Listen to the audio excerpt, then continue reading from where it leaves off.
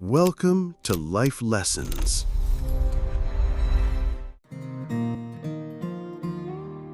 Julie. Welcome to the deep dive. Today we're exploring something fundamental, something we all seek, joy. But our source material today, it really challenges the usual way we think about it. It suggests joy isn't some, distant goal. Right, something you chase. Exactly. But it's actually the necessary background milieu, the fundamental atmosphere, really for anything in your life to, unfold wonderfully. Precisely, and that's what this deep dive is about. We'll look into why joy often feels so elusive in modern life, even with all our comforts. Yeah. And the text argues it can actually be a constant companion. So our mission really is to understand why that foundational joy is so crucial and what steps the source actually suggests for cultivating it. Okay, let's unpack that. This idea of joy is a constant, like an ambience. The source makes a pretty bold claim right off the bat. It does. It says if joy isn't that fundamental background noise, even things we think are pleasurable can end up feeling like a burden. Which is fascinating, isn't it? It really highlights this profound paradox of modern life. Yeah. Well, we have more resources, more technology, more convenience than ever before, right? We could solve massive global problems. And yet, you couldn't really say we're the most joyful generation. Actually, quite the opposite sometimes. Anxiety, depression, they're widespread. Yeah, you see that everywhere. People suffer from failure, obviously, but also, paradoxically, from their success, from limitations, even from, having too much freedom or choice sometimes. So it's not the external stuff itself. The source suggests it's more about how we're processing it internally, this kind of inherent drive to always want more, even when we have abundance. It creates this constant internal dissatisfaction. It just stifles joy. Wow. Okay, so the text points a finger at one specific missing element, human consciousness.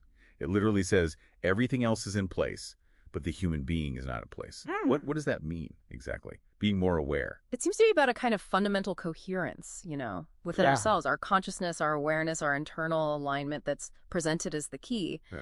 And when that internal coherence gets blocked, maybe by our own thoughts, our habits, our patterns, it just obstructs the natural flow of joy. So we are the blockage. In a way, yes. The text strongly suggests that if individuals could just stop obstructing their own happiness, then solutions for everything else, big or small, would kind of naturally follow. That's quite something. The way out is in. That's a quote from the source, right? It is. But, okay, for someone feeling overwhelmed by external stuff, how does the source say we practically, start turning inward? Well, that really brings us to the core message, which is transformation.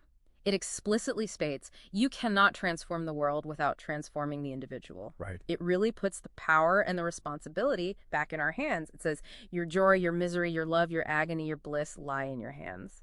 So acknowledging that the inner landscape is where the real change happens, that's the first step. Okay, so how do we engage? What are the tools? The source mentions ancient spiritual sciences. Yes, and it shows how profound truths are often embedded in practices we might think are familiar but maybe misunderstand.